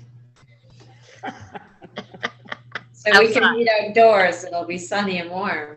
Yeah, I think we're also waiting for the first governor's conference in April, because the belief is that he's going to give a lot of information about spring sports and rec leagues and all that kind of thing and parades. So hopefully he will tell that here on April 2nd. I was told that the Rutland Loyalty Day parade is not going to happen. Correct. I heard that too. Alan George is on. Do you want him back? Do we need him back? Can he wait till we get through the rest of this so we don't have to go out and come back? Can we afford that? You want to pay? He's here if we want to. He's just. I say. He doesn't have sound though at all. No. Well, he's connecting right now. There he goes. Mr. George. Working now, I think. Oh, yeah. What do you want to, what's the select board want to do here? I want to do whatever the select board wants to do. They want to go back into executive session, that's okay with me. Well, if you hang on until we get there, are you billing us? No. Are we on the meter, Alan? Are you what? On the meter. No, not on the meter. Not for all Okay, that then time. I say we finish up because we don't have a lot, correct? Right, I don't think there's a great deal. Okay. So then I don't know as we need a motion right now for the fishing derby, because we're going to go ahead and continue planning like we're having it, but Right. It's pretty much in conjunction of what happens. Do you think you need a motion? What do you think, Tom? We just wanted to make sure the board knew what we were doing. Ray, I got some fish, so. I mean, I don't have a problem. This is again like the rink being open in the summer. I don't have a problem with any of this. So Yeah, let's move forward, and then we'll approve it when it's time. Good. It's outdoors, and you know, I don't think it's just for Proctor residents, so I don't think we're going to get. Right, it's Proctor residents only. Yeah. Okay, so we'll move on to the local hazard mitigation plan RFP review. So I gave you the draft at the last meeting. This is required every 5 years if we want to maintain our eligibility for some federal funding. So the only thing that's changed from this, or the only thing that we need to really look at more than the fact is of if you want to do it or not, is there on the first page, halfway down, there is the amount available for consultant expense is capped at $10,150. That number is changed a little bit because that's dependent upon how much the town wants to contribute. If you remember at our last meeting, there was a contribution that could be anywhere from, well, anywhere you wanted it to be, really. It's a 75%, 25% grant. So we would be responsible for 25%, up to 10,150 total amount. So I don't have my 25% of that. We're looking at, you know, what is that? $2,600, somewhere in there, if you wanted to max it out. So that's really why I brought this in front of you. Is this is going to go out for advertisement. I just wanted to find out how much the select board was comfortable contributing to the local hazard mitigation plan. I will tell you that the last time we had this done, the town contributed the same amount. It was a lower amount because back then costs were cheaper, but it was basically as high as it could be, so that we're not sort of capping ourselves with consultants. So first of all, I would like to know if you're comfortable moving forward with this RFP, and if you're comfortable with us putting in for basically the full amount of contribution by the town. Not that we would use it, but it's there in case we needed it.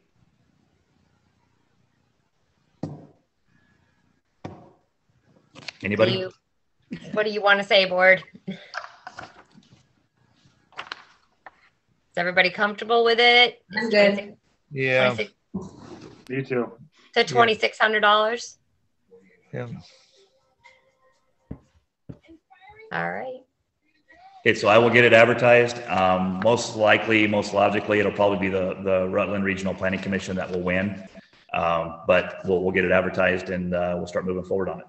It will have some public participation down the road. It's a full public process, so I'll keep you up to date on the progress as we go. Yes. All right, so on to the trash and recycling services. Yeah, so in your packet is my bid documents. The contract with Casella for our trash and recycle services is due to be up at the end of this fiscal year. It was a 10-year contract that we had with them. There have been a couple companies, and again, I don't know how qualified they are, but there were two companies that came in and talked to Celia actually about some interest in taking over our trash and recycling services. So, and we actually talked about putting this out to bid at some meetings, at some past meetings. You know, I think it's the logical thing to do. It's the best thing to do. We're going to get a better price if we put this out to bid, I think, and we've got some competition. So I'd like for you to take a look at this. Basically, this is the bid packet and the RFP that will go out for our trash and recycle services. I'm contemplating the services being the same. We've got the same amount of toters. We've got the same amount of recycling bins, and I'm looking for a cost per ton for the refuse disposal. So Greg, the only thing I'd like to see is. What's that? I said the only thing I'd like to see is in Rutland, they have 94-gallon trash toters and 94-gallon recycling toters. Okay. And we don't have that here. I think it's 64 gallons for the trash. And as much as I would like to see recycling happen, it seems like Rutland's getting a little bit better deal. Okay. You're right. It's 96 gallons for the recyclables and 64 gallons for the toters currently. I don't understand how Rutland's getting a better deal because it's by individual. The city doesn't pay for people's trash removal in Rutland. I worked at Casella and I've seen what they pay per household. Okay.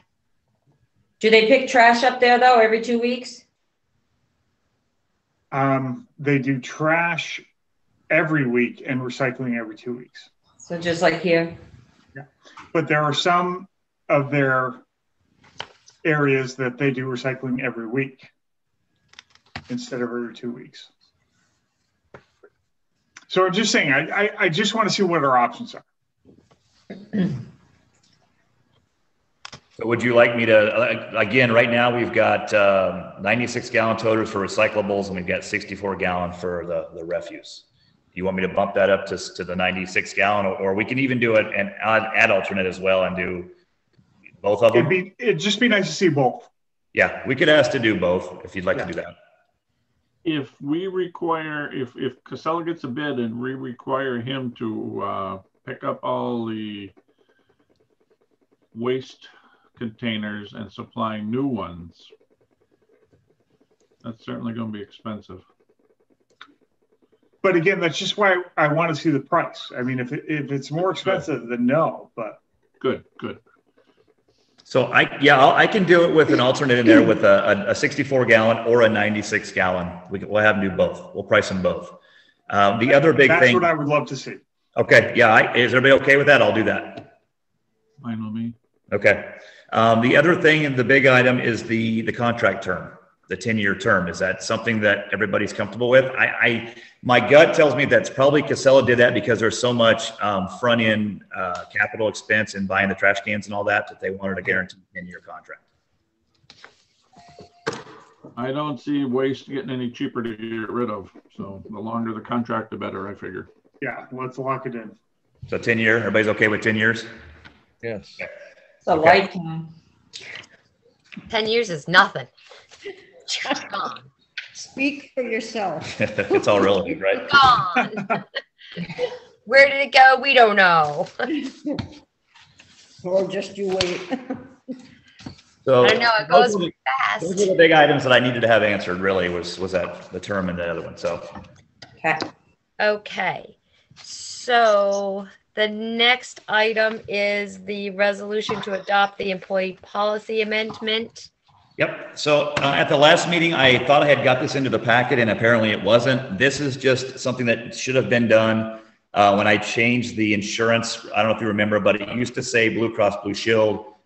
We went to MVP. So we basically changed the language to just say the insurance so that it's a little bit more open-ended. We were required to have everybody sign off on this resolution, just basically saying that you approved it. And we didn't get that to happen. So that's what the first part of this is. And then behind that is the entire policy. At the last meeting, you had asked for me to bring this to you so you could review it and do a once over and maybe do some additional revisions to it. So what is everybody's flavor? Because I would like to look at this policy a little bit more and not, it's getting late, so I don't really want to go over this policy right now, but I'm also okay with going ahead and signing and making the motion about amending that insurance part, and then us looking at this policy at another date. Is that okay with everybody? You've actually already approved the revisions to the personnel manual. You just didn't approve the resolution to say you approved it. I know it's kind of, it's part of the horse kind of thing. So you just need a motion for the resolution? Yes, ma'am. Which says that you had already approved the revisions to back on the 8th of February. I'll make a motion to approve the resolution. Second. Okay, all in favor? Aye. And then I do need everybody to sign it, please. Okay. And then can you put this on the not next agenda, the end of April? Let's give everybody a month to look this over and come up with anything. Thank you. That sounds good. The employee policy will be on the end of April. Yes, please. Yep. Is everybody all right with that? Yes. Sure. Okay. Okay. So the parking ordinance, are we going to hash this out tonight? Or there are some couple considerations. What does everybody feel? Do you feel the next meeting for this? Do you want it to be the first meeting in May? I would say in April. All right, so the first meeting in April, because don't we have a revision where you guys spent all that time on it and those changes were made and that's what we needed to approve? So I believe that was the March 27th because I had a red line version of this policy that had the March 27th date on it. Was there another one since then? Yeah, because we didn't, it was back in June 2020 where we actually started working on this, and it was supposed to be done, and then it never showed up at meetings. And then I think in October, it was raised about the Park Street issue, parking across the high school. And I think we agreed to take that part out of there. Okay. So there's probably an October version of this somewhere, red line that's floating around that needs to come to you. Is that what you're saying? Okay. I didn't know if there was other changes besides that one. So. Okay. I will look for more and just send that out, tomorrow. It doesn't need to be in the packet. I'll send it out to you tomorrow for review. Okay. So I know a resident on High Street. Carrie froze up. Oh, there she is. She's back. Sorry. Go ahead, Tom. I know a resident on High Street had a problem with some no parking up there. So if we're doing the employee policy at the end of April, that means this one is going to be on your first one in April. Okay. So I'm going to put that down. So please, everybody, look at it. Let's do it. I want to get this done. Well, wasn't there a committee? Was it you and Ben? Weren't you on a committee to do this? It was, and I did revisions, and I apologize if they didn't get sent out, but it was about the time that I broke my back. So. Okay, so there is a revised copy out there then? Yes. Okay. I'll keep looking. Okay.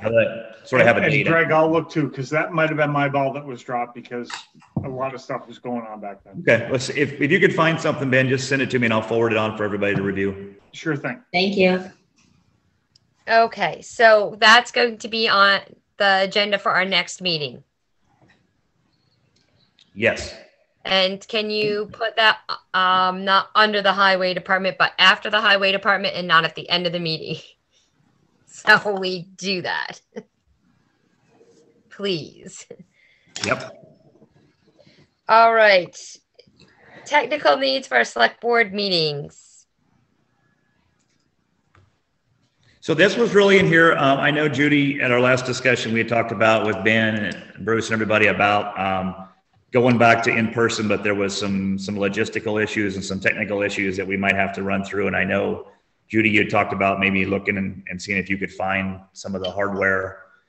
Just put it on there to see if we were still moving forward on this. Yeah, and I did. I actually talked to somebody who wasn't available. They were out of the state last week, but they said they'd be willing to come into your office and look to see. But basically, it was putting soundboard up in certain areas to kind of absorb the sound and the feedback. Definitely, we could put a screen up at like where we talked about at the far end, the south end of the room. And it would actually have access to see all of us if we put us in an L shape again. And then if we just got like microphones, like we talked about for each of us. Okay. So, I mean, if you're willing to do that, I can set it up. If you want, I'll touch base with you. Yeah. And just have him, we can get all three of us get together or whatever and figure it out. Okay. Yep. Thank you. So can you make sure that this goes on the next agenda, please? I will. Thank you. Okay, budget report. Okay, so I figured out what happened last time when the numbers were all screwy, and I fixed the issue. It was an oversight on my part and some software issues, but I have fixed everything. I actually, not only did I fix everything and put it where it belongs, but I also took out the that big number that was in there that was kind of scary, that was going to all through grants and all that was all going to come back on the back end. I took that out so that we had an actual reflection of what the real operational expenses look like. So if you want to look through, if you have any questions, I would, I'll answer your questions. There's also a letter in here that Celia had put together that talked about that miscellaneous item that's been sitting in there for a while. But what happened was basically when I moved from the Nemrick software to the Excel software, it shifted some lines, and I didn't go back and double check it like I should have. And it shifted everything down like 3 lines. So everything was wrong. This here reflects exactly what's in the NIMRIC software and the reports that we generate and the budgets that we work off of. So this is accurate and should be the most up-to-date that we can get. So if there are any questions, I will do my best to answer them. And then actually Celia has her letter in there as well. I wanted her here to just maybe ask or answer any questions if you had anything about that miscellaneous expense, which like we talked about in the past is basically the loss from when we bought that tax sale. Yeah, when we bought the tax sale and when we sold the tax sale, we sold it at a loss. So that has to be shown as an expense. Does anybody have questions on the budget? So again, Tom, it was showing 0 in some of those items because those items had all been shifted to the wrong place, and I didn't double check it. So that was on me, and I think it's all been fixed now, and it reflects what we truly are doing. So I have a couple questions. What's the $700 of direct labor under the skating rink? That it's a negative, an unfavorable 700. I'll have to double check, but I know we've got the directors come out of that. I think, do they pay the ice maker for that? So I'd have to double check on that. I think that's most likely what that is they probably we pay the guy that makes the ice, but we have him under contract for the same amount as last year. Right, and this is an over budget by almost $700. Yeah, let me look at it because that might even be maybe a coding error. Maybe that's Where's the rink? I don't know. Let me see. It's those costs should be fairly fixed because we've got everybody under contract. Right. So that I thought that was kind of strange. Direct labor is $700 over. Let me check on that. It may be a clerical issue. Because I don't know who else we would have paid. Yeah, no. And when we paid the kids, it didn't come out of that. The kids came out of the fund. The kids came out of the fund, their fund, yeah. So I'll check on it. Okay. Find out. And then there's an overage of under direct labor, under the water department expenses, and then under operating expenses. And if you add those two together, that's over $10,000. Under the what? I don't know. So the water department. Water department's going to be over because we brought that in-house. We had those expenses would have been shown under the Simons originally, but because we have that in-house, we've got direct labor now being expended out of that line item as opposed to their contract. And Simons just isn't on this. It's just staying on there because it was in the budget. Yeah, it's just going to be under expended by a lot. No, the Simons budget isn't on here because if the Simons budget was on here, we should show that the Simons budget is under. It's here. It's right here. It's like 6 lines down on your water department budget. Okay. Yeah. It's got their operating services and it shows that we basically are 41,000 in the black and 2,000 overtime. Perfect. Thank you. Okay. Does anyone else have questions on the budget? No. Okay. No. Sheriff Department report. Any questions? Just a quick note on that. I had that list. You guys had asked me to find that list of junk cars. I did find that. I gave that to Deputy Riley. He came back today and gave me an update. So I will be putting together letters to send out to 1, 2, 3, 4, 5, 6, 7, 8. A lot of people. So I'll be putting together letters, violation letters for these people that are still in violation of the junk, car junk thing. Okay. We'll talk it's late. So. All right. Is there any other new or old business? There's only one thing, and it would be, I don't know if I want to classify it as new or old. It would be to amend the select board public meeting rules and procedures.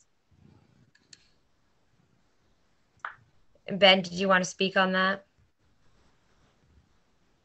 You're muted.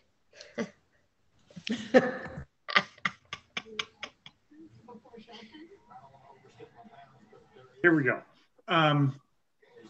I would like to amend the select board procedures to say that if you have a comment, it should be done during open public comment and not as a chat through Zoom. Okay. And then I think add, did you have a question? So I can't hear what he said. Comments should not be done through chat? Correct. So you realize that Charlotte and Phil don't have a microphone, right? I did not know that, no. That's why they always write through chat. And Right. They don't have a camera either. yeah. So no one's doing that to be discourteous, but that's just when they first started joining this way, Charlotte said they didn't have a camera, and so they've always been allowed to write that way.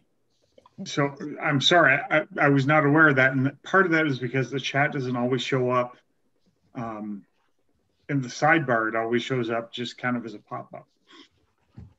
They've appeared on video before. Yes, they have.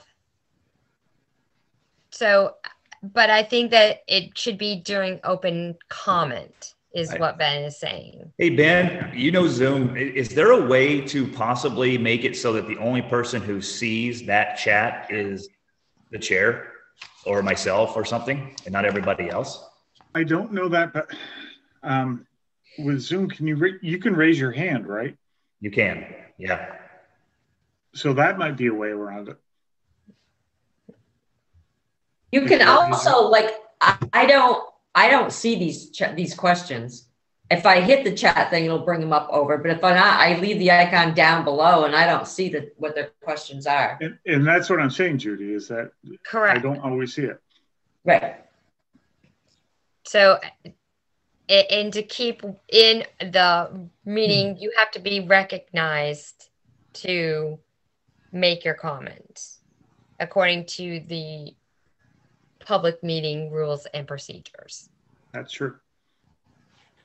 Right, but if they put a chat up, like if they post something, you can recognize them after they posted it, and then you can deal with the question, right? And because you can't recognize them in their question.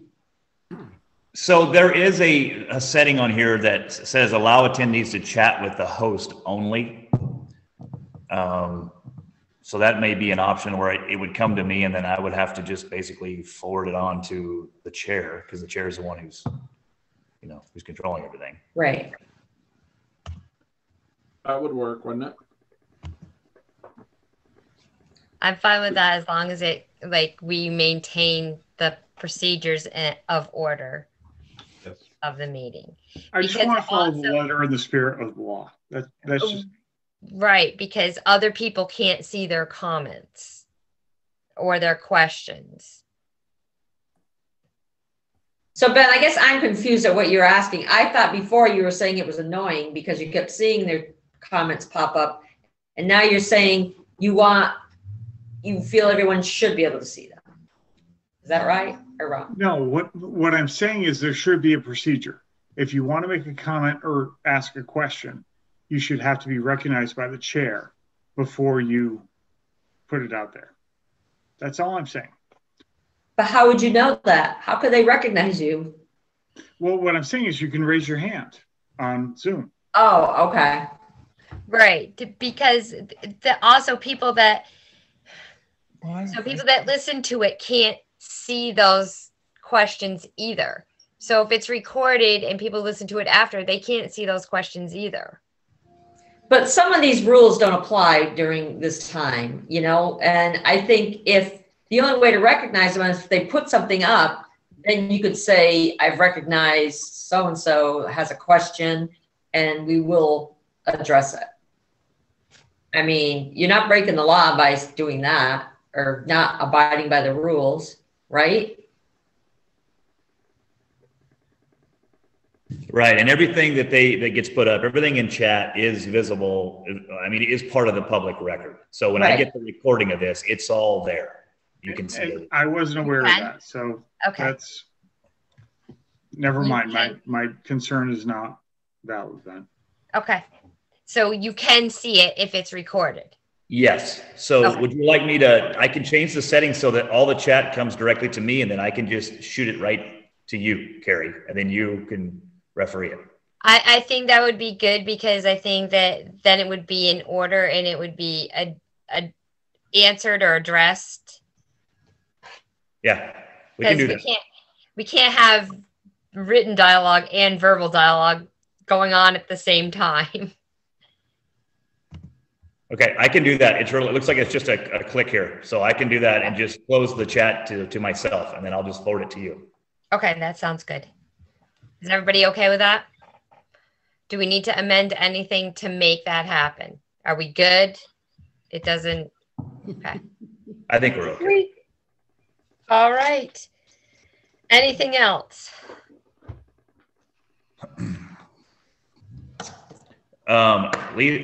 Lisa, are you there? So we went out originally, we came out of executive session at 7:15 with Ben and Judy making the motions. All right. So we need to go back into executive session to finish for legal matters because Alan had a technical difficulty. So I need that motion. So moved. Second it. All right. All in favor? Aye. Aye. All right. Executive session.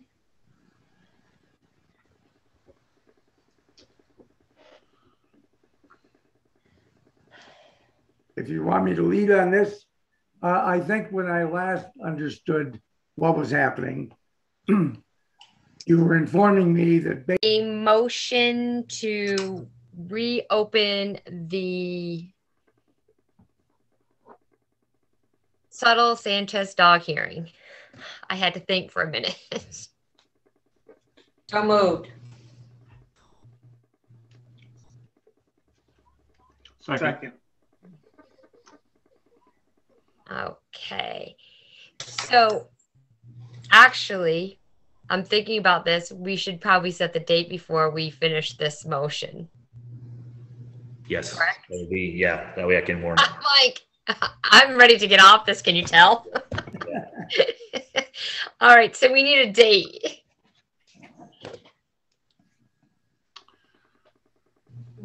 Monday?